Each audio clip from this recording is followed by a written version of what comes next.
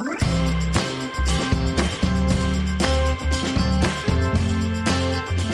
right, welcome back to episode 37 of the Hockey Cards Gongshow podcast. My name is Josh. I'm here, as always, with Troy. What's going on, good buddy? Not much. Just got back from, guess what, hockey tournaments. So my son's team played in a tournament, and I don't even know what place they got. They went 2-2. I think they might have got 6th place because I think they ended up in the 5th place game because it was 2 games of pool play and then right to the bracket. But yesterday, they had one of the most thrilling games I've ever seen in youth hockey. It was kind of crazy. They were down 4-0, came back, tied it up. Actually, no, they tied the game with 5 seconds left. Goalie pulled. The other team got a penalty. Face-off in the other team's zone, so the offensive zone. There was the face-off. The puck slid to my son, who luckily scored with 1.6 seconds left. Sent it to overtime, and then they went to a shootout, and they won. So they were happy about that. Your boy get to shoot in the shootout? Yeah, he got to shoot, and he scored. All the players on his team scored. They got 3 players to choose from. They all scored, and then the other team's final player pinged it off the post. And it's kind of funny. The other team they were playing was actually Minnetonka, which if astute listeners will remember, that's who I coached for in high school. Oh, conflicted. Yeah. Wow. Must be very emotional for you. I had a crazy hockey weekend, too. So my daughter had a tournament in Owatonna, Minnesota, which is about an hour south of where we live. And her first game was at 9 o'clock on Friday night, which is always fantastic. And this is a distance where it's too far to spend the night, but it's still like really far to drive back and forth from the games, right? You have like 2 hours. Too short to spend the night, right? It's close enough that you don't want to spend the night. Oh, yeah. Too short to spend the night. Of course, screwed that up. So anyways, she is playing Friday night. We have our whole day planned. We've got the time we're going to leave. We eat dinner, kind of get her going. She's 14, so that's a chore in of itself. And literally open the door, and it's like a winter snowstorm. And I look at my wife, and I'm like, where did this come from? And not just like a little bit of snow falling, right? Crazy blustering, blowing wind. And so I'm like, oh, we are in trouble. So it's like white knuckle driving for an hour drive, or like what should have taken maybe 50 minutes, takes almost an hour and 40 minutes. There's 10 cars in the ditch on the freeway. People, of course, drive like crazy, cut me off and I'm just so stressed out. Get down there, lose 9-1. Then we have to come back home, and it's worse. It takes about 2 hours to get home, all to lose 9-1. That was awesome. That's always fun. So the good news is by the Saturday and today, roads were fine. But then, so my wife had a family issue on Sunday. I dropped her off at a hospital on the way home. And sometimes like Google Maps, it's 10 o'clock at night after Ava had played 2 games, and I'm driving home. I'm by myself. And sometimes like Google Maps will take you in weird. They want you to take little shortcuts. Mm-hmm. And we're on the far southeast metro of the Twin Cities. And so I'm driving. You're kind of like driving through the country a little bit. And Google decides here's a quicker route. I'm going to go on a detour. Was that a dirt road? Takes me on dirt roads, which are icy to begin with. But that's not the point. So finally get kind of on a main road that we turn on our house, where it goes from dirt road to concrete or asphalt, whatever it is. And it's really dark. There's not like street lights in this area. And I get maybe 500 feet onto the asphalt, and out of nowhere, standing right and like staring at me, is the biggest, fattest brown cow just sitting in the road. So I mean, if I hit this thing, Troy, this thing has to weigh 2,000 pounds. Yeah. Oh, yeah. It is bad news if I hit this cow. So I swerve, and thankfully there's not a car coming at me in the other lane. Mind you, we just had a snowstorm, right? So the roads are kind of icy. Thankfully, there's no ice. I make it around the cow. I'm just like sweating at this point. Pull over, call the police, because I figure, well, I should call 911, right? In case somebody else comes and gets killed by this. But it was like the dopiest looking thing, just like staring at me with its stupid face. Oh my God. Sitting in the middle of the road. I'm thinking of all the T-shirt ideas I'm going to come up with and get this, dude. Like your cow on it, and you're like your car driving by it or something. Then we had like 43 family members in town, which was awesome for my daughter's tournament. And So long story short, longest probably banter session ever. Yeah. It's been a chaotic weekend. I feel relaxed. I have a glass of wine. I'm ready to talk about some hockey cards. So excited for today's show. I do have to mention one other thing, though. And I think you were in the car, so I don't know how much you saw. Yeah, I haven't seen any of it, but my wife, the minute I walked in the house, gave me the update also. Yeah, so a big focus of our show last week was doing a J-Rob and Kaprizov comparison. Well, as the hockey gods would have it, right? No. You planned that out. Just play it like you planned it out. You're thinking so far ahead. That's ridiculous. This is the preparation that goes into this show. You're supposed to be my good buddy and know I'm not that smart, Troy, because I really am not that smart to plan that out. So we're recording. It's Sunday, a little bit after dinner time. About an hour ago, the big showdown between our Minnesota Wild and the Dallas Stars, which are kind of our Minnesota Dallas Stars too, if you really think about it, right? North Stars, Dallas Stars, our team. So it's sort of a little bit of us versus us. Anyways, we had a Kaprizov, J-Rob head-to-head. And Troy, this is the most bonkers game I think I've watched in a long time. So it starts out all Wild, right? Kaprizov gets the early goal. I'm happy because my guy has got a goal, gets at least his point, he gets 12 or 13 games now, his point streak. Then the Wild just sort of pepper Ottinger, and it's not like our traditional goal scorers. Mm-hmm. It's like Jake Middleton, right, scoring a big goal, and it gets up to, I think, 4-1, and they pull Ottinger, your guy. He's probably distraught that I picked Sorokin over him. You made him sad, dude. You made him sad. So they pull him at the end of the second period. Westwood comes out to start the third. First Wild shot, goal. So I'm thinking, oh, that really worked. Now while they're up, I think it's 5-1. Well, sure enough, the Stars come storming back. Right, J-Rob gets in a goal, has an assist. And my favorite player, Rope Hintz. Barely hesitated there. You already messed up one name, so do you want me to correct you on one name? Who? Wedgwood, not Westwood. You're thinking of the local hockey store, which I can see. Oh, yeah. I even wrote Westwood. Yeah, we go to Westwood Sports all the time for hockey if you live in the South Metro. It's an easy mistake to make. I've done it. Hey, last episode I noticed myself saying Robinson instead of Robertson, but no one called me out on it. Thank you, everyone, for not making me Wedgwood myself. Gives up a goal in the first shot. Well, then, like I said, Stars come storming back. Rope Hintz has a hat trick, also an assist in the game, so nice game for him, 4 points. So anyways, they end up tying it. Go to overtime, back and forth, no goals. So now we're in the shootout. J-Rob comes out, makes our guy Fleury look silly. He basically does the Fleury flop and is laying out on the ice like making snow angels, and J-Rob just casually goes around and puts the puck in the net. Then Zuccarello scores on Wedgwood. Pavelski comes back, scores on Fleury. Kaprizov scores. Didn't quite deke out the goalie like J-Rob, but he looked as cool as a cucumber in scoring his shootout goal. Then, after a hat trick, Rope Hintz misses, and Freddie Hockey Troy delivers for the Wild. Freddie Gaudreau scores on the next shootout goal, and the Wild somehow, not somehow, I would assume that Dallas is happy as heck after this game to leave with the point, but the Wild at least got the win. I'm crazy. I think it's crazy that Gaudreau was our third pick for the shootout. You think like Boldy maybe, or someone with a little more offensive skill, but he's probably one of those guys. He doesn't score a lot, but in practice he does the craziest breakaway moves. So they're like, all right, you're out. I thought it was interesting too that Dallas went out with J-Rob right away, right? Get on the board, and then we counter with Zuccarello.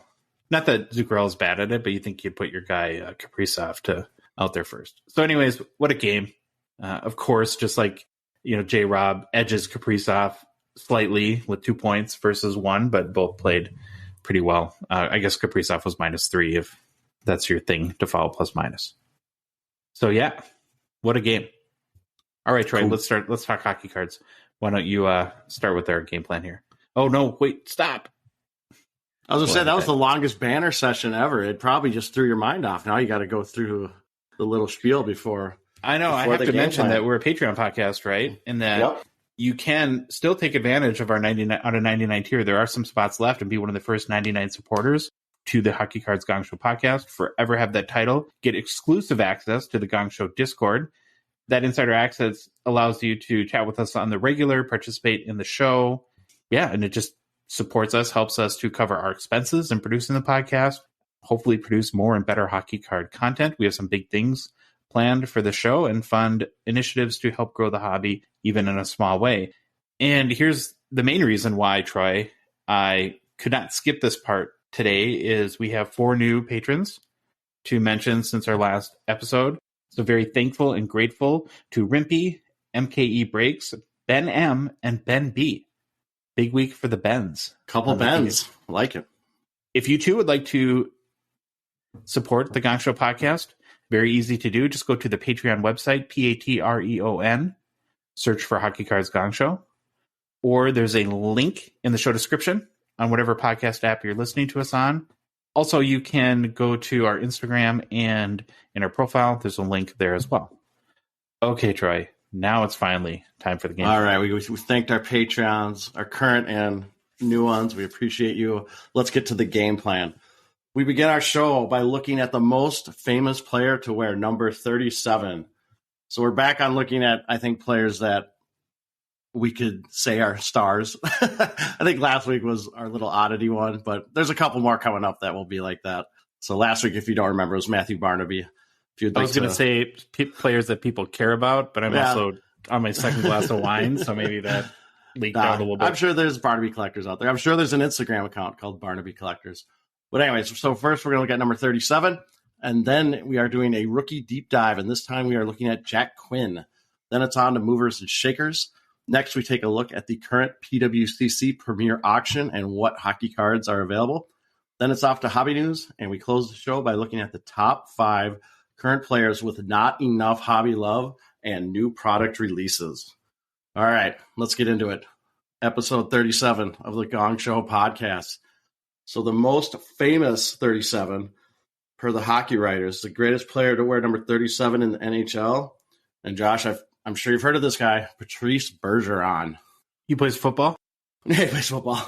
Oh, yeah, I've heard of him. I've pivoted. There's this soccer thing going on, World Cup, so now we're going to talk about that. No, Patrice Bergeron, he is a center. He is still actively playing, so it's kind of neat. We get a current active player.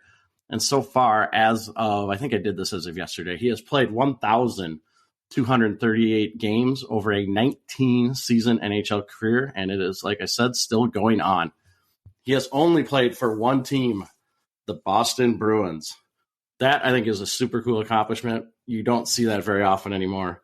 That's one of the reasons I love my favorite baseball players, Kent Hrbek, just because he played for the Twins his whole career. The current economics and how things are structured with free agency, you don't see the guys playing for their whole career with one team.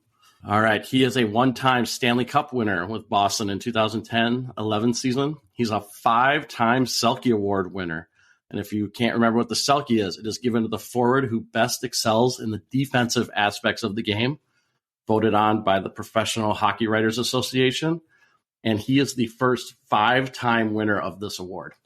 Okay, I have some questions about this. All right. So this has to be one of those, and I think this exists really in every sport, but this is one of those reputation awards, right? Yeah, just say there's really no way based to quantify. Stats. I mean, you could if you.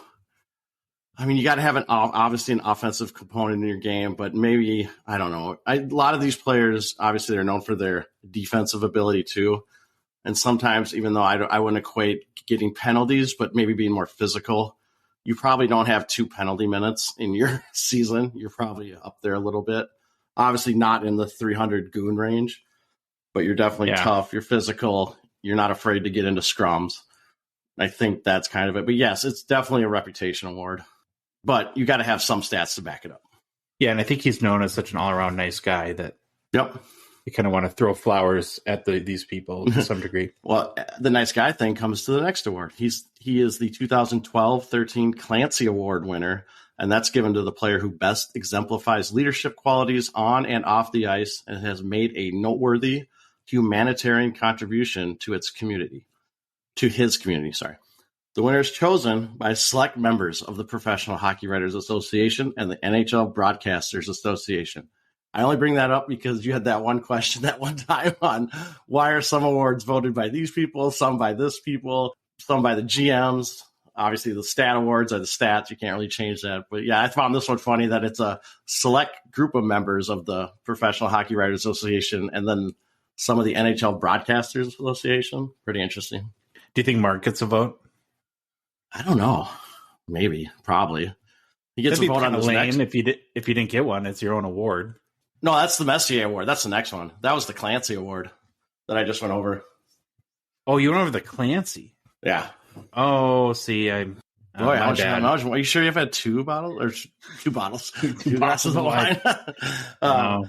Yeah, next award. He was the 2020-21 Mark Messier Award winner, given to the player who exemplifies great leadership qualities to his team on and off the ice during the regular season. So the suggestions for nominees are solicited from fans, clubs, and NHL personnel, but the selection of the three finalists and the ultimate winner is made by Mark Messier. So they're back to, he's kind of had two, awards in his career that are talk about off ice, on ice leadership, humanitarian efforts. So that definitely ties back to his all around good guy kind of persona.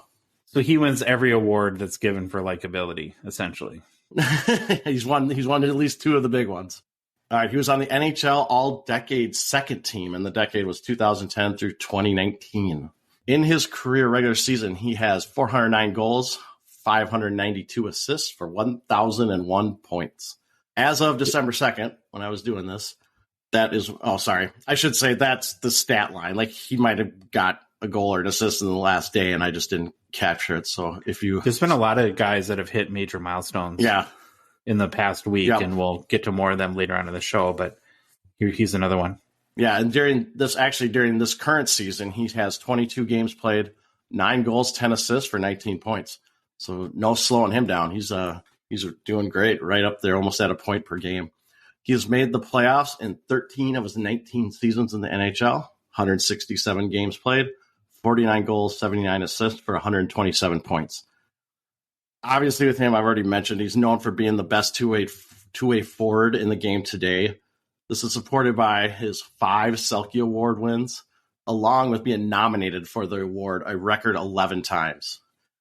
He is also a member of the Triple Gold Club, and I think we had one other member previously when we talked about this, but he's won gold medals at the World Championships, the World Junior Championships, Winter Olympics, and a Stanley Cup. So he's got lots of hardware from those playing days. Okay, timeout. So Triple Gold Club. Yeah, I think it's just winning a World Championship. You mentioned 4 events. Yeah, combine the World Championship and the World Junior. And the Olympic gold medal? So that's Olympics, the World, and the Stanley Cup. But that's 4 things. Oh, you combine the two. I got you. Yeah, combine the Worlds. There you go.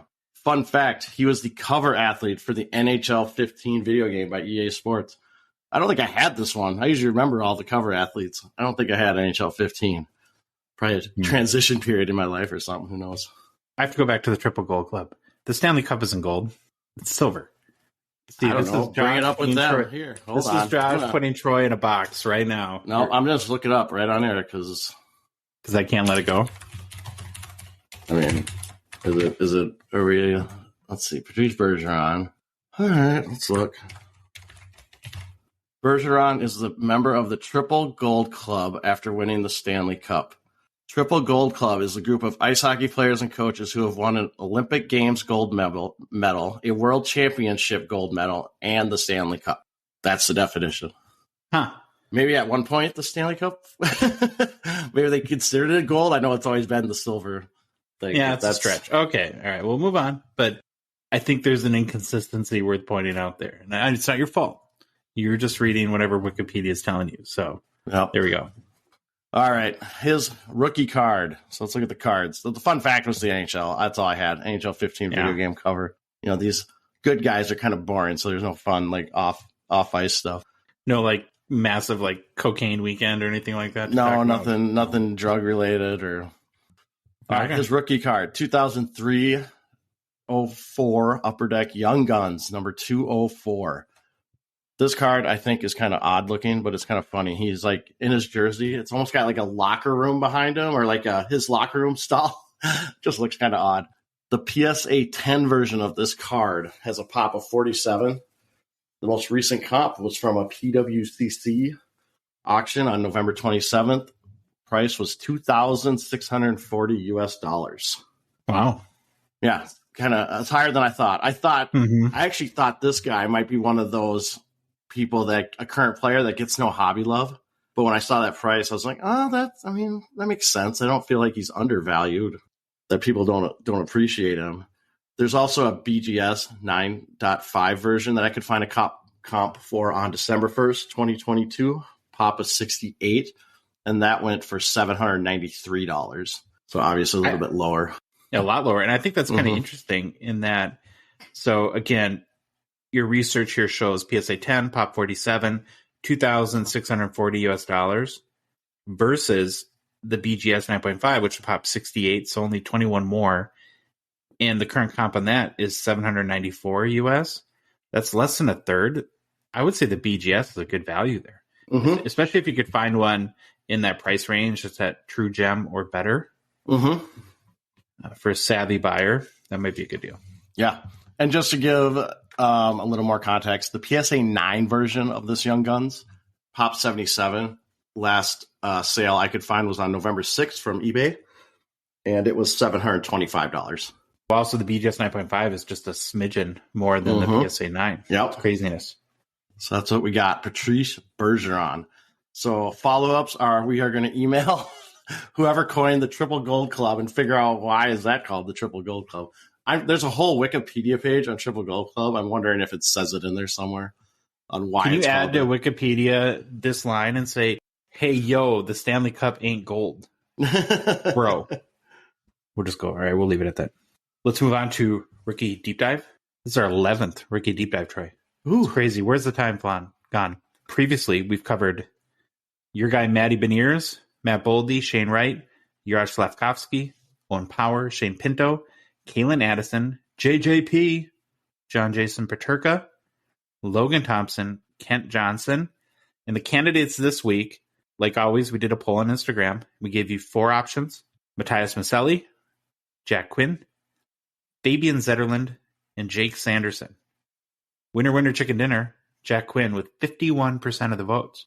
That's a majority. I wonder if there's a point when we'll be voting on players that no one knows who they are. We'll be voting on like Rookie Deep Dive equipment managers or something like that. I want to say something, but I don't, because I feel like this. I'm going to hold my thought, because I feel like for future polls, it will. There's somebody that surprises me that I'm not going to mention the name, that is like number 2 or number 3 in rookie scoring that gets no love every week. And I wonder if it's because the team he plays on, but I just gave it away. But anyways, so Jack Quinn is a 21-year-old rookie from Cobden, Ontario. He's 6 foot, 180 pounds. He's a right shot forward. Played juniors in the OHL for the Ottawa 67s, Troy, your favorite team, for parts of 3 seasons. In 2019, he had 89 points with 52 goals and 37 assists in 62 games played. That's not bad. He was drafted 8th overall in the 2020 NHL entry draft by the Buffalo Sabres. So I looked up some scouting reports that were done around the draft, and I found this one that I thought was pretty good from Corey Prongman from The Athletic. Quinn can certainly shoot it at a high level, but he's also a player with a lot of skill and IQ. He can beat defenders with his hands, find teammates very well, and score from a distance, giving his game a lot of dimensions. The main reason for his sudden rise in prospect stock has been the continued improvement in his skating to being arguably above average when it used to be a weakness for him. So it looks like he was more of a hands guy than a feet guy. Got to skate. You got to know how to skate. After being drafted, Quinn played for parts of 2 seasons in the AHL with Rochester. In 2021-22, so last year, he had 26 goals, 35 assists, 61 points, and 45 games played. Good season. He made his NHL debut last January. Only ended up playing 2 games last year, but ended with a goal and assist. Made the team out of camp this year. In 19 games so far, has 4 goals, 8 assists for 12 points, averaging about 13-20 time on ice. Last 5 games, Troy, he's got 3 goals, 2 assists for 5 points. I'll do the math for you. That's a point per game. Quinn's been playing on the Sabres second line with Dylan Cozens and your guy, JJP. Jason Peterka. He's also on the second power play unit. From a hockey cards perspective, Quinn is a 2022-23 Series 1, or as cool guys call it at Upper Deck, UD1. UD1. Right now, his base, Young Guns, raw is about $20 US. It's about even over the past week or so. Canvas is $20 US as well. The black canvas version of that last sold for about $55 US. And I just out of curiosity looked up his top selling card to date. On November 9th, the Young Gun Clear Cut sold for $249, but that was the day the product came out. So you're going to get crazy sales for people chasing their prized young rookies. And last sale on that card is $144 US, so already down quite a bit. Did you see if there was any like high gloss or exclusives even for sale? Not sold, but okay. I was curious. Like if someone had one out there that's listed for like $1,000 or something. Now this could just be me, but here's the thing that about Jack Quinn that always ties me in knots is I get so confused if he's because it makes you think Jack Hughes and Quinn Hughes. Mm-hmm. Right? And I was thinking the same thing. Hughes brother? And then it's like, and then I look it up and I'm like, well, no, duh, his name isn't Hughes. But I don't know why I know there's Luke Hughes as the young Hughes brother prospect. But yeah, so that's my Jack Hughes fun fact, Troy. Is that it confuses me, which should surprise nobody. So that's Jack Hughes. Next week we'll do another Ricky deep dive. Okay, on to movers and shakers. Who's hot? Oh, I'm excited about this one. He's made it. I've waited. First time, and because you don't want to be total homers, but at this point, we had to put Kirill the Thrill in Who's Hot. Dollar bill Kirill Kaprizov from our Minnesota Wild. 12-game point streak, might be 13 games now after today. Not sure. So far this year, in 23 games played, 15 goals, 16 assists, 31 points. Currently 11th in the NHL in scoring. Last 5 games, he's got 5 goals, 6 assists, 11 points. That's pretty good, huh? That is super good. Yeah. Hockey cards, Troy. Hockey cards. So let's talk about what we call the Troy card on the show. This 2020 Young Gun PSA 10 pop 2,580. Last sold for $315 US. We're ticking up slowly. Still down about 15% in the past month. It's only 126 PSA 10s behind AM34 Austin Matthews for the 4th highest pop count of any graded hockey card. Sweet. So the gap is getting smaller. I'm super excited about that. I mean, the higher the pop number, the better, right? I mean, that's great. That's typically how it works in collecting. Yeah, you're right.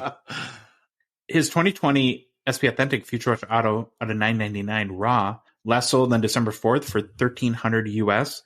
For the past 2 months, sales of this card have been in the $1,300 to $1,500 range, so it seems pretty consistent there. So Kirill the Thrill makes Who's Hot very exciting. Another wild connection, sort of. Kevin Fiala is our next guy. This one is from patron and Discord member MKE Breaks. So thank you for the suggestion. Yeah, I think we should mention too that this one is in honor of Hank and Silky Mitt Cards, who is our number one Kevin Fiala listener, I think. It's very true. So Fiala's in his first season with the LA Kings. 26-year-old Swiss forward has 28 points with 8 goals, 20 assists, and 27 games played. I'll do the math again for you, Troy. That's more than a point per game. Whew. Last 5 games, got 1 goal, 6 assists for 7 points. From a hockey card perspective, he's a 2015 Young Gun. His PSA 10 is pop 130, a little bit less than Kaprizov. That last sold today, December 4th, for $60 US. Prior sale to that was on Halloween for $75 US, so it's down about 20% since then. You can get his raw Young Gun for about $6 US. Not a lot of hobby steam for. No, remember I pulled that auto of Fiala, and it's literally $3, $4. Not rookie, obviously it wasn't a rookie, but not a lot of love. But I don't think he's one of the top 5. Not a lot of love players, but no, yeah, that's it's kind of depressing with his numbers. Last guy in Who's Hot. It's a big week for you, Troy. A big show for you, right? You got our guy Kirill and one of your favorite defensemen, Nikita Kucherov. Nice. I got to get my shirt. I mean, I keep forgetting. I got to get my shirt. Kucherov for Norris. Kucherov for Norris. If you've listened to the show for a long time, you'll get that one. I know. I feel like I have to explain. I know he's not not a defenseman. I know that. It's an inside joke. Well, I was just going to say the 29-year-old Tampa forward, where it must be an error on Hockey Reference, right? Because they have him listed as a forward, has played 24 games so far this season, 11 goals, 25 assists. That's a lot for 36 points. Currently fourth in the NHL in scoring. Wow. Tied with Nathan McKinnon and Leon Draisaitl for second in assists. One behind Connor McDavid for the NHL lead. Last 5 games for Kucherov, he has 1 goal, 7 assists for 8 points. From a Hockey Cards perspective, he's a 2013 Young Gun. His PSA 10 popped 348. Last sold for $400 US even on November 28th. It's down actually about 33% in the past 6 months. Just to give you some context, on June 7th, it had hit an all-time high of $938 US. So that's quite a fall in June. If you're a Kucherov fan, I don't think $400 based on a pop 348 2013 Young Guns is that bad of a deal. He's got 652 career points in 586 games. So he's been a good player for a long time. Has some cups. Yeah, definitely a good player. So I was thinking about this segment. Should we just retire McDavid? Like, he could never be on this because he's every time you look at his stats, he's always got to go. He's like 2 points a game, I think, still, if I remember right. But it's kind of nutty. I'm thinking we just say McDavid's always who's hot. But watch, now that I've said it, I've jinxed it. So now he'll either get injured or go on a 4-game streak with no points. Well, speaking of jinxing it, I don't know if this is jinx, right? The struggle bus just pulled up. There it is. I do have to mention, right? So last show, our lone occupant of the struggle bus was Shane Pinto. And immediately, the night we record, goes on and scores a goal. So all that means is that the struggle bus is a good thing, right? If you want to be on the struggle bus, to get that chip on your shoulder, that motivation, that I'm going to prove the Gong Show wrong moment, and go out and you score a goal. Yeah, any listener that hears one of their favorite players on the struggle bus should get happy, because that probably means they're going to have a turnaround of their season or turnaround of their recent woes. Well, we got 2 guys on today's show, and this one would be a miracle. And I guess keeping up with our wild theme, had to put Marco Rossi on there. Probably should have been on the struggle bus for last 2 months, really. Yeah. Never really got off it. Ton of hype coming into the season. Huge scoring pedigree coming into the league. Last year, he was at the Iowa Wild, 63 games, had 18 goals, 35 assists, 53 points. Okay, Trey, you got to hear this stat line from, again, your favorite team, the OHL's Ottawa 67s. In 2019, he played 56 games, scored 39 goals, 81 assists. Wow. For 120 points in 56 games. That's Connor McDavid type numbers there. That's nice. Well, hasn't translated so far to the Wild. This season, he's played 16 games with our favorite club. He has a goose egg in the goal category and 1 lone assist, giving him 1 point on the season. I'll do the math for you again, Troy. That's not a point per game. That's not a little bit worse. Game. No. Last week, the Wild reassigned him to the Iowa and the AHL. Get some confidence back. That's never a good sign. If you're looking for good news, he did, in 3 games played, he did finally score a goal this year and has 3 assists. So 4 points in 3 games isn't bad. He just needs to do that at the NHL level. It's kind of surprised me a little bit. So he is another 2022-23 young gun and been pretty pumped by Upper Deck. So there's the Boldy Rossi checklist, right? His young gun Ross still selling for about $15 US. Does that surprise you? I don't know if it surprises me that much. I'm guessing people are just writing off it as he's young and needs some more work, and there's still some hype around him. It's not like he's 8 years into his career and getting shipped back. So it doesn't surprise me that much, especially $15 isn't that much, but sure. I did look back about 2 weeks and it was selling for the same. So it's roughly flat from a value change perspective. Joining Rossi on the struggle bus for today is Nazem Kadri, the 32-year-old Calgary Flames forward, who came over to Calgary this year after winning a cup with the Avalanche last season. So trying 24 games played, he's got 8 goals, 8 assists, 16 points. Not horrible, but in the last 8 games, he has 0 goals, 1 assist. That's 1 point. So last 8 games haven't been good. Question for me, Troy, is this another guy having trouble adjusting to the Sutter system, as we like to call it? Yeah, I honestly don't know. Yeah, I don't know, but it's one of those things that if you don't adjust to his system, you aren't going to do well. I think he's very staunch, very conservative in the way he wants his players to run with his system. I don't know if there's a lot of area for improvising and free-forming kind of things, but that's just me going based off his reputation. I haven't read anything on Kadri's adjustment, if he's even said that himself or if the GM or the coach have talked about it. But I found a couple articles today, and it was sort of the vanilla stuff that you might expect, like he's trying to refine his scoring touch, sort of, themes, I guess. He's a 2010 Young Gun PSA 10, or his 2010 Young Gun. His PSA 10 has a pop of 68, very small. Last sold on September 12 for $74 US. Back in March, this was selling $135 US range. Ooh. So lost almost half its value since then. So my question to you, Troy, what's the bigger contributor to that? Is it the, maybe call it market softness as of late, or the fact that he's no longer on the Avs and they're not setting the league on fire, Stanley Cup hype? Yeah, I'm guessing Cale Makar's team buddy. Yeah, I'm guessing it's more being on Calgary, and they're having I think they're in the middle of the pack of their season so far. And he hasn't done much the last 9 games, but when was that last sale? September. Also, that was a while ago. But yeah, to me, it's probably more has to do, being in the market to that is kind of leads to him not being on the Avs. So I could say both, but I think it's just kind of the market where he's at and Calgary not performing that well. Okay, well, that's who's hot. Another thing, too, it amazes me if you watch breaks now, how Calgary is always the team that's given away for free or that no one wants. So maybe that might play into it a little bit. It's just there's not a big market for Calgary. But there's a big market for the Calgary. There's a big market for the Gong Show podcast in Calgary. Thank you, Calgary fans. I was just going to say, I love Calgary. I love everything about the Flames. They're my favorite team. Yep. It's the number one city for Gong Show listeners, and you just spent 3 minutes trashing the Flames. Well, I don't know why they're not, I don't know why this card's not $500 there. No, I'm just kidding. Forget Logan Thompson, Adam Ruzicka for Calder. That's what I'm going with from now on. Nice. Okay, so that was Who's Hot and Struggle Bus for today's Gong Show podcast.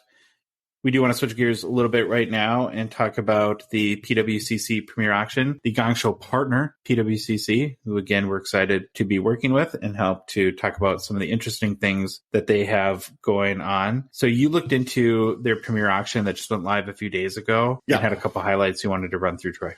Yeah, so if you look at the Premier Auction, obviously these are going to be the more spendier cards. Last week, we kind of looked at some of the more affordable cards in the weekly auction. Obviously, there is some expensive stuff there too, but this Premier... I have a question real quick. Yeah. And you may know that I don't know the answer to this. Does PWCC allow Calgary Flames cards in the Premier Auction or no? I hope so. Okay. I just didn't, based on your feelings about the Flames, I'm not sure. And that you said that they're Premier cards. I'm not sure that they would be allowed in the Premier Auction. Oh, yeah, they're allowed. All cards are allowed. Just wanted to clarify that. Okay, that's great. Good news. All right. All cards are allowed. So again, this is the Premier Auction. It closes. The current one that's going on closes at December 15th at 7 p.m. Pacific time. And currently in the Premier Auction, there are 5 hockey cards listed. And I kind of just wanted to give everyone a heads up on what they are, what the current bid is, and a little comp information. I need to make another quick point, though, about December 15th. They did that specifically so that you would have time to get me one of these cards. I don't have to know which one. And you would get it in time to give for me for Christmas. So I can get it to you for Christmas? Yeah. All right. See? We'll see. Okay. So the first card, 1979 OPG, Wayne Gretzky rookie, PSA 9.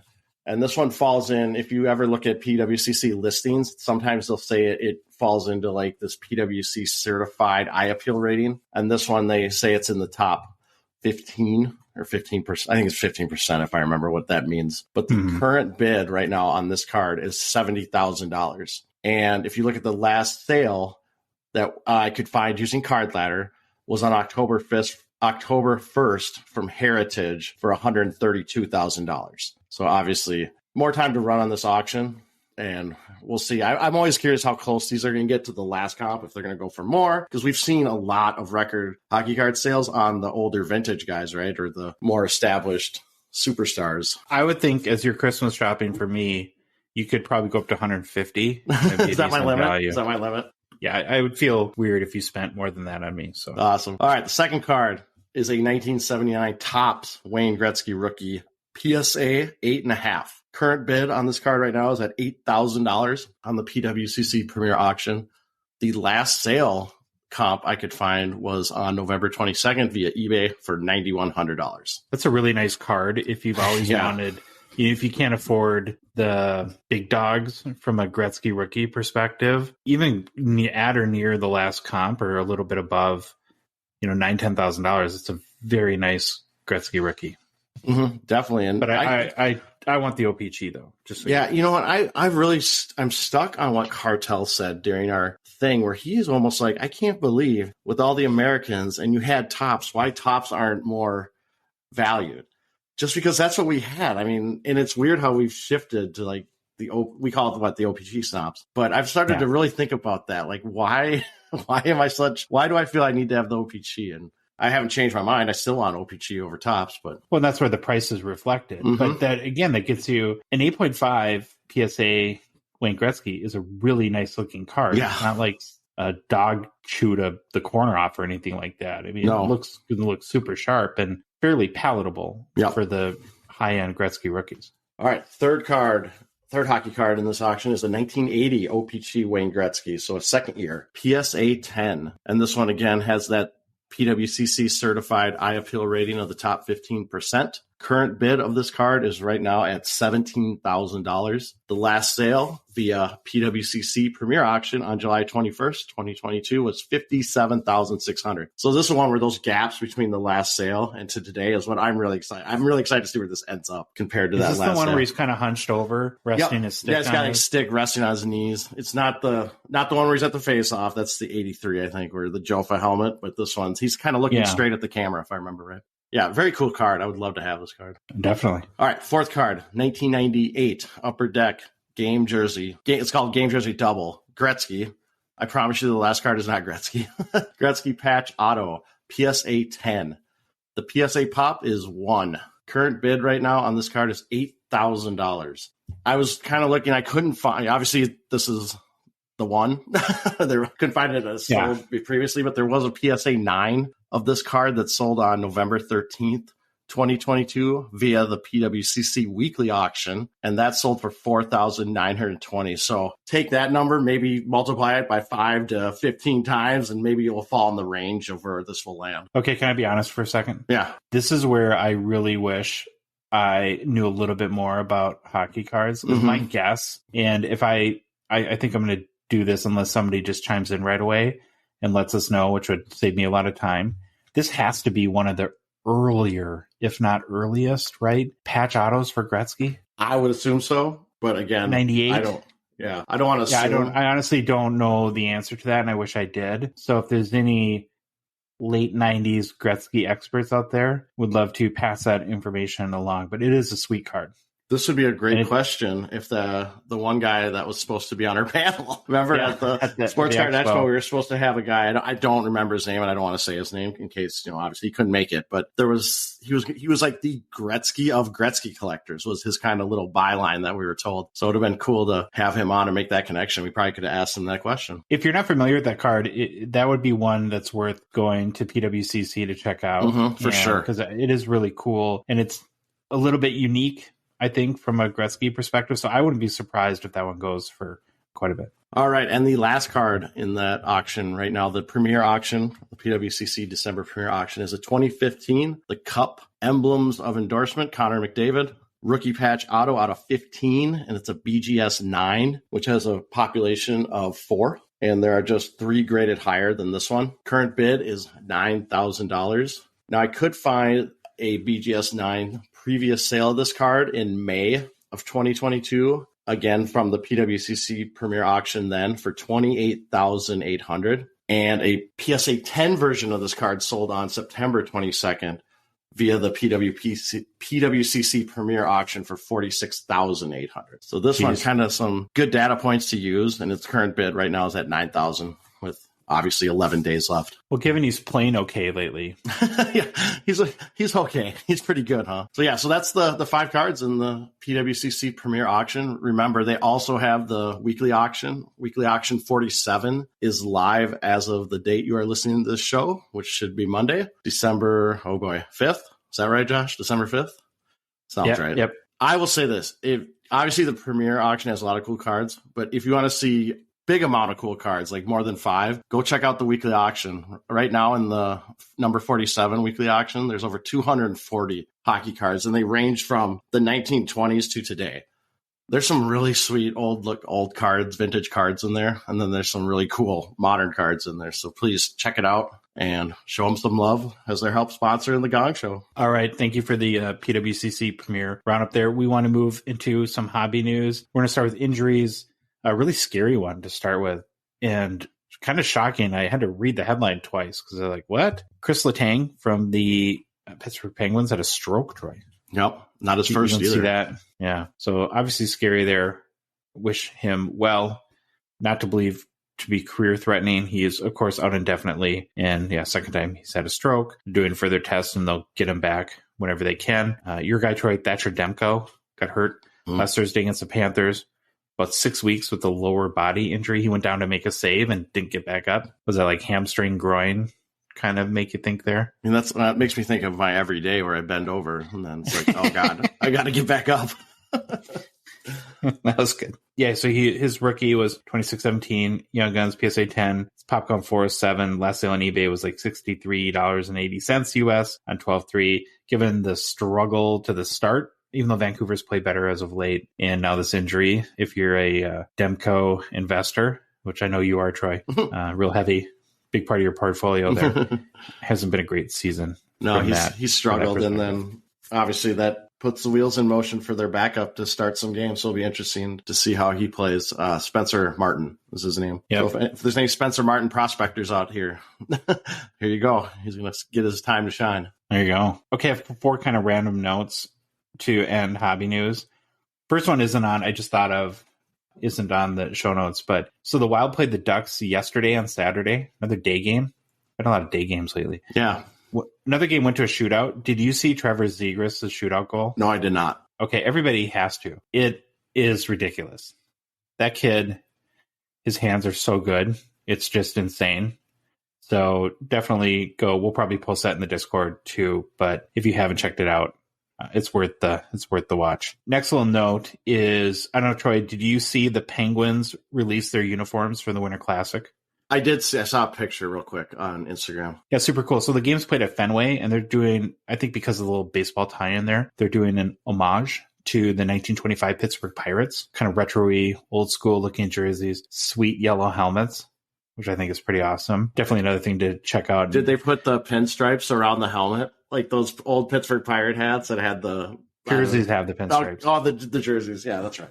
I think it's worth noting because a year or two or now, when we're opening up some boxes, might have some sweet cards that are featuring these jerseys. Yeah, because SP Game Used, we'll talk about it, but they're also they have Winter Classic patches that go in there. So we can't do hobby news without our Ovi watch and random stat of the day. He played his 1300th career game Saturday night. What do you think is the next 1,000th cheeseburger or 400th trip to Starbucks, or what's going to be the next OV? It'll be interesting to see what the next record is. I can live with the 1,300 games. That's I get that. That's a nice round number. But you know what there's going to be. It's always going to be a fight by the media to come up with the next most obscure record that they can, and it's only going to get worse. Yep. Right. So we need to condition ourselves to accept the fact that it's going to be all OV all the time, which is cool because I'm looking forward to it. Last little note that I thought was worth mentioning is Mitch Marner, Troy, your guy, point streak now at 19 games. Wow. He's accumulated 25 points in those 19 games. That's pretty impressive. I got a dual patch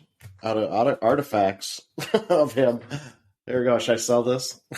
You talk about, at Star Show, all the goals your son scores. You talk about Mitch Marner, all the patches that you have. Whatever you can do to brag about your collection, you'll do. Okay, so that's hobby news. I'm kind of excited about this next segment, Troy. Speaking of milestones, Steven Stamkos just scored his 1,000th point the other night. 1,000. Yep. That's pretty good. And in honor of him in that major career milestone, what we thought we would do is give our list. This is just our list. It's not the list. There's no way. It's subjective, right? Of the top 5 best current players with not enough hobby love, right? So these are guys that are pretty good hockey players where their card values are just not so great. And every guy on this list, I think we've brought up in various episodes talking about not the hobby love, giving it like a 1 second or not 1 second, like a 1 minute overview. So now we're going to take the kind of the deep dive on it. I want to start it from, let's go from 5 to 1. Okay. Get some suspense, some Gong Show suspense here today. So number 5, I put the bread man, Artemi Panarin. It's a 31-year-old Russian forward for the New York Rangers. He's had a really nice career, Troy. He's got 597 points, 193 goals, 404 assists in 534 games played. So a little more than a point per game guy. Had a really good year last year, 96 points, 22 goals, 74 assists. He, of course, was the 2015 Calder winner. Still hasn't won a cup. I spent way too much time trying to deconfuse myself on that because I always associated him back on the Blackhawks, and I know that they won a number of cups, and it's just weird that he wasn't on any of those teams. But no, he was traded to Columbus before they won, or came there after one of them or something like that. 2015 Calder winner, which I already mentioned. Many wonder, I think, I've seen a lot of articles really over the last few months, but as I was kind of digging into him this weekend, that a lot of people wonder, like, what would have happened had the Blackhawks never traded him? I think to some degree he's even come out and admitted that he still doesn't understand why he was ever traded by them. From a hockey card perspective, he's a 2015 young gun. His PSA 10 popped 783, a little on the higher end because Calder winner came in with a lot of hype. Started in the league a little bit older. Of course, one of these guys that came from Russia. This last sold on December 1st for $96, which is about what a raw Matty Beniers young gun costs right now. Interesting. Right? It's down 39% in the past 6 months. His 2015 young gun BGS 9.5 pop 1,251. So pretty high pop there. The last sold for $67 on November 30th. It's down about 1% in the past 6 months. So here's a guy, Troy, I'm going back here now, that has a ton of points, right? And it's just crazy that for $60, right? Here's a guy played 500 games, more than a point per game guy, Calder winner, and his Gem Mint Young Guns worth like $65. Yeah, I think it has to do probably Russian, started late. He started he was a year older than when Kaprizov started. So we always worry about Kaprizov. Well, Panarin was actually a year older than him. I mean, it's just one of those late starts. And plus, when I think of Panarin, I don't think of this personality.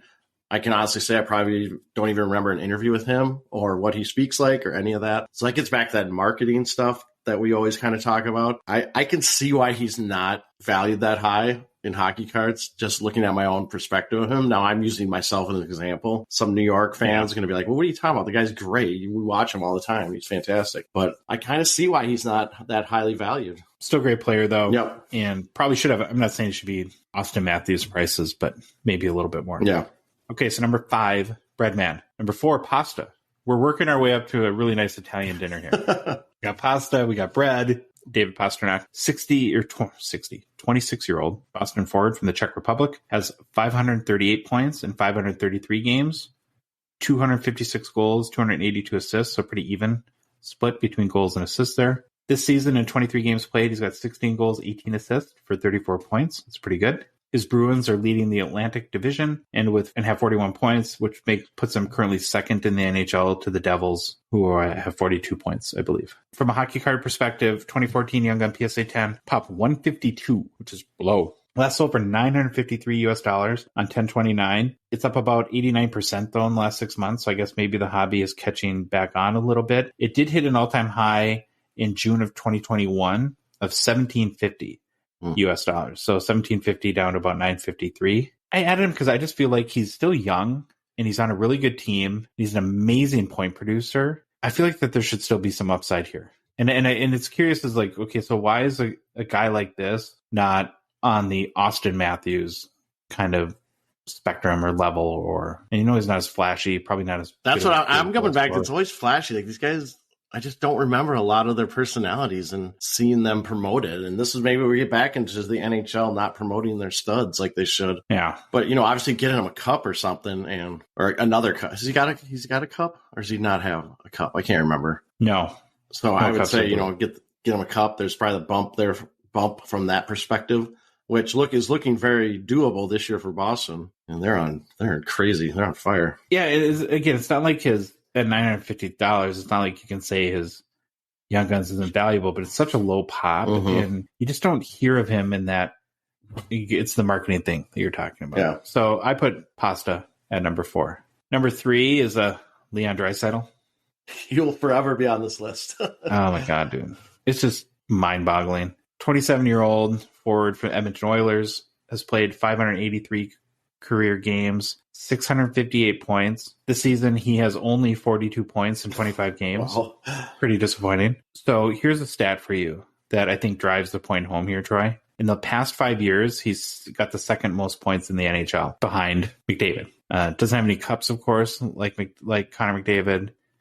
But so from a Hockey Cards perspective, 2014 Young Gun PSA 10, last sold for $836 US, down about 2% in the past 3 months.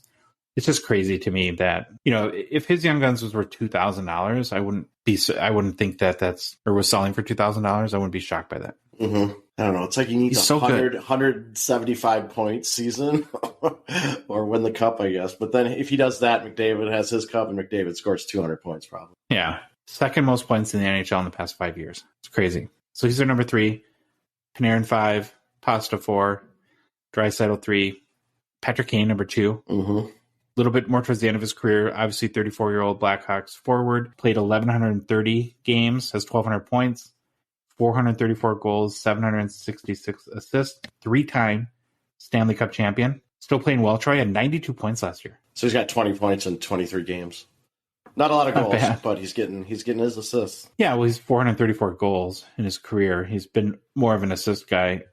I think the biggest issue currently is that the Blackhawks aren't close to contending for a cup. Yeah. Closer to contending for Bedard, even though they played a little bit better than maybe people had thought. We've talked about this before, too. I think that one of the more interesting questions to the 2022-23 NHL season is, will Kane get traded? Does he end up on a contender? Does he end up on a contender, and what does that do to his hobby value? His 2007 Young Gun PSA 10, pop only 335. Last sold for $1,075 US and $11.30. It's down about 13% in the past 6 months. 3-time Stanley Cup champion. Played 1,130 games, more than a point per game guy. Hasn't been a lot of hype in a number of years for Kane. Yeah, I think him getting traded to a contender and getting into the Stanley Cup playoffs, and maybe I don't know who he would go to. I haven't looked at all the predictions, but it'd be cool if he got one last run at the Cup. Because we figure he's winding down. I don't know. He might be like Crosby and just keep playing forever, even though I think he's going to retire every year and then he comes back. Okay, so now it's time for the man of the hour here. Steven Stamkos. Yeah. Just recorded his 1,000th point the other day, as we mentioned. 32-year-old Lightning captain now has 1,001 points in 946 games played, 494 goals, 507 assists. So he's 6 goals shy of 500. So he should hit that probably in the next month or two, one would guess, which is a pretty big milestone there as well. Stamkos was the former number 1 overall pick in 2008. He, of course, is a 2-time Stanley Cup champion, 2-time Rocket Richard Trophy winner in 2010-2012. Is the NHL's leading goal scorer. Okay, this is where this whole exercise just gets... I'm looking at your numbers and I'm absolutely dumbfounded. His 2008 Young Gun PSA 10 popped 354, low pop count, 2008. Last sold for $435 US on November 29th. It's down about 30% in the past 6 months. Buy all day. This is not investment advice. Buy all day. Well, this one's crazy to me too. Is 2008 Young Gun BGS 9.5 popped 928, so under 1,000 still. $185. So people that are like in the year or in the league less than a year can sell more than this guy. That's nuts. He's a captain, 2-time Stanley Cup winner, 1,000 points, about to have 500 goals, and you can get his, what is $185? Like a Mo Sider Young Gun canvas or something like that? I don't know.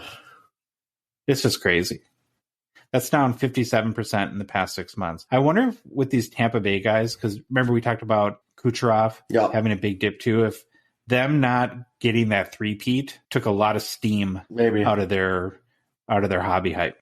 Okay, so how did I do on my list here? Is there anyone that you think was a glaring admission or somebody that was on there that shouldn't be on there? No, because it's current players, and I don't have any current players. Like, we've done the past, like, retired players or vintage players. Yeah. But these names, and it's funny because, I mean, for sure, Pasta and Panarin in my own head, I feel like I get it. They're not. And it's maybe, like, I always wonder if just a lot of, like, not the hardcore fans know about guys like that. Like, the more casual fans, if they know about Pasta and Panarin. But they should know about Draisaitl, Kane. I don't know where Stamkos falls in that. Obviously, he's probably not that well known if his stuff is so down. But Tampa Bay, that market, I can't believe that PSA 10 price, $435 on a pop 354 PSA 10 Young Guns. That's crazy. Here's what was the benefit of doing this list for me today. You just made all the cards you want to buy. Well, that. And it made me kind of wonder, because I was trying to think, okay, well, why does this exist, right? We don't want to use the term undervalued because this is what the market values these cards at. And in looking at these 5 players together, what I tried to do is try to figure out, okay, so what are the commonalities that I'm seeing? And I also, in thinking about just the tiers or levels of, like, let's talk just from a hobby perspective, right? Like the superstar level tier, right? So you have Ovechkin, Crosby, McDavid, Matthews, and Makar, right? Am I missing anyone? I think these are established players that are just superstar hobby, tons of hype, tons of value. There's 5 guys, right? Then on the other end of the spectrum, you have your young, promising players where you're going back to probably your 2019 class, right? So you still got some guys like Shesterkin, Fox, Kaprizov, Stützle, then all the 2021 guys, Caulfield, Zegras, Seider, Raymond, and then Beniers and Boldy coming out, right? So you got the 5 superstar established players, you got the young up-and-comers, and it's this middle class of guys that have played, like, again, looking at this list, 500 or more games, that if you're not in that ultra high-level tier, you just don't have a lot of hobby left, right? Because you've played too long where you're no longer, it's no longer about the potential you might have in your career, and you haven't quite elevated your level from a hype perspective and a marketing perspective into that top group. And so you're just kind of in this second level, right? Where there's just not a lot of demand, I guess. Makes perfect sense to me. I mean, you sit there and you stare at that, but kind of your hypothesis makes a lot of sense in my mind. Okay. Well, good discussion. I do want to mention too, if anyone disagrees, like I said, subjective list, or if you feel that there's other candidates, message us, because I would love to know. This is something I'm really interested in continuing to learn and figure out. And so, yeah, would love to get people's feedback. All right. For the first time in a long time, Troy, I'm not dreading new product releases. We have something. We got one. Checklist alert. We have a checklist. SP Game Used checklist is out. What does that mean? That means the release is imminent. I think Billy threw us off. I think he didn't mention this one. Yeah, he did. Oh, I thought he said metal and Game Used. Game Used, you're right. He did. Sorry, Billy. I apologize. Boy, you trashed the Flames and Billy in one. I know. I'm trying to end the show, I guess. I don't know what I'm doing. Yeah. And I'm the one drinking wine. Keeping it together here. So it looks like December 14th is the release date. That's what we're seeing on various retail sites. Another Christmas idea present for you, Troy. You could probably order that, have it shipped, and I'll take a case. Yeah, you only get one present, though. All right, we'll go to the PWCC. Go to the PWCC auction? All right. Yeah, they sponsor us. SP Game Used is a 1-pack hobby box with 6 cards. There's 1 auto or high-end memorabilia card per box. Pre-sale amount I couldn't find a lot right now. I did see $189 US on Dave and Adams. Also looked at Steel City Blowout and Cloud Centara, and none of them have pricing. So again, another good thing to message us on if you find any cheaper pricing anywhere. I want to get your input, Troy, but to me, the most notable cards in Game Used are the draft day marks. So those are cards that have a letter from the rookies, or typically rookie or veterans, letter plate or nameplate on the back of their jersey. They're autographed. And Harley, it took you an hour and 12 minutes today to get. Harley is definitely slipping. I don't know why she took so long to get into the show, but now if everyone can probably hear her or not because we use some mastering tricks to try to get rid of background noise. Yeah. But just know she's singing. She's singing the song of her people. So the Draft Day Marks cards for rookies are limited to 35 per each letter on their nameplate. So if they're like Sebastian Aho was a pretty short run, right? When his Draft Day Marks came out with 3, or you get a guy like who's got a really Mangiapane, right? That would be Ottinger. 1. Ottinger. There you go. I have a lot. I've tried. I'm doing my best staying away. I can see myself wanting to go down a rabbit hole and try to get, all the letters in the name. But so far I've stayed away from these cards for that specific reason. I think it's probably the fun of it, but it's like a chase that I don't know if I could. It would just wear me down, and you'd probably get to that one point where you need the one card and you're sending messages to Facebook groups trying to find it or the one letter. But I've stayed away from those. A lot of people really like that though. Yeah, that's like the treasure hunt. It is, and I think it looks super cool when you see like on Facebook or whatever, Instagram, people post, they have all the letters of the name, or even the patches are sweet too when you can get the whole thing. I think it's super fulfilling too if it takes a year or two to complete that. It's always a fun thing. There's 31 rookies on the checklist for the Draft Day Marks. It also includes a couple of 2020 rookies, Troy. So Keandre Miller, your guy, Ilya Sorkin, or who we call New Ottinger. My New Ottinger. And Arthur Kaliev. I did want to make one more note on the Draft Day Marks. In the veterans list this year, they included Sidney Crosby. Cool. Only 5 though for each letter. So man. I'm guessing those will be big time chases. Yes, and we all know there's a lot of Crosby collectors out there. And we know a really big one. We should talk to him if he's thinking about chasing these. Maybe hunting that one. Any other cards stand out to you from the game used? I really like the look of the Supreme patches. I think those are looking excellent just from the example they show of McDavid with the Oilers. Yeah, I like those 2. Patch. I will say one I'm not the biggest fan of. I've never been a fan of these cards, but they call them the rookie blends that have the years.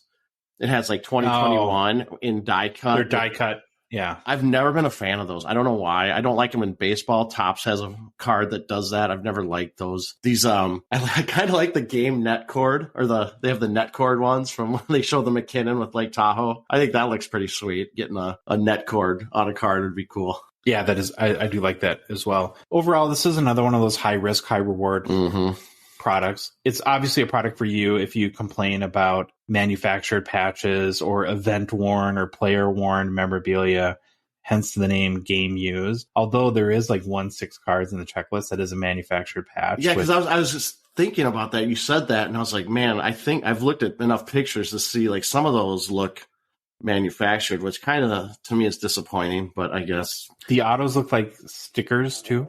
Ooh, did they? I wonder if it's a mix. If there's some stickers, some hard signed. Maybe like the base autos are. They just well, obviously the letters are signed. Like they sign them right. Letters are signed, hard signed. Yeah, that's a good. But so there could be some sticker autos there too. It's a really big checklist, Troy, for a 6-card box. So I would encourage everybody to go to Beckett or Cardboard Connection before you buy to really understand what you're getting. It's going to be a high risk, high reward product. Like a lot of these middle tier products are. You're going to have some bangers in here, and you're going to open up some Liam Foodie boxes too. Sorry, Liam. Did you see my note on the show notes? I said really big. I think is underselling it. I think this checklist is absolutely massive. Like, it's crazy. It is crazy how big it is. And I kind of... For 6 cards in a box. Yeah. Right? I exported it to Excel and was trying to do some there's 4,036 just individual card or a variation of a card. And then you got to add in all the serial numbers, and it's huge. It gets into, whatever, hundreds of thousands, millions. But just to me, just seeing when you export the spreadsheet, export it to a spreadsheet, how big it is. It's massive. There's going to be a lot to hunt in this thing. Just another point to emphasize that if you look at, for instance, the base rookie checklist, there's 80 on there. Mm-hmm. Right. So what would you guess? There's probably 15 rookies that you would feel pumped if you open. Yeah. I mean, I was kind of going through the stuff. Oh, let's see. Yeah. I'm trying to think. I'm looking at the names. Yeah. I mean, there's a good amount. Well, 2021 was a great rookie class. Yeah, there's definitely some names like Raymond, Sider. I mean, there's some Pinto, even though he's kind of struggling. But Yeah, I think you're right. About 15, 20, Caulfield. Yeah, that's about right. Did you see? You got a note here that your guy Pekka Rinne is a legend. I don't know if this is a good thing or a bad thing. It's like, I'm sad Pekka's gone or not in the league anymore, but now he's considered a legend. So I guess that's good news. And I'm always glad when Pekka is going to be in future products. So he's not in a lot of the stuff here, but there's like 4 different, I think, cards he's in. Is he going to be the new Jerry Cheevers or Gary Cheevers? Is it Gary or Jerry? Oh, Cheevers. Yeah. I think it's Jerry. Yeah, it's Gerry. Speaking of, I know we haven't done this for a while, but someone messaged us that there was, I believe it was Supreme patches of Rene were on eBay. And are you going to do, time out. We have an announcement coming up where we might want to feature that with the potential new show partner. Oh, okay. Teaser. Okay. Teaser alert. Well, I was going to say I didn't buy them. I was going to say I was very mad. I was very mad because it's one of those, the auction ended when I'm like coaching a hockey game. And I like I've said before on eBay auctions, I always wait till the very end, like a dummy sometimes. So I couldn't just sit there on the bench and like have my phone out trying to bid on stuff. So I missed out on them. But I appreciate the people that sent that in to me. All right, Troy. That is the Gong Show for Monday's edition, December 5th, 2022. Thank you, everyone, for listening. If you like this episode, please leave a rating and review on Apple, Spotify, or whatever podcast app you like to listen to us on. If you love the show, that'd be great, and want to support us, want to chat with us on the Hockey Cards Gongshow Discord server, please consider a $5 a month donation. Join the under 99 support level tier on Patreon. Forever have that title. Link is in the show description within our Instagram profile, or you can search Hockey Cards Gongshow on the Patreon website. You can follow us on social media, Instagram, Facebook, TikTok, Twitter, YouTube, maybe video coming soon there. We'll see. And Troy, the Hockey Cards Gongshow podcast is a production of Dollar Box Ventures, LLC. All right, everybody. We'll see you Thursday. Have a great week.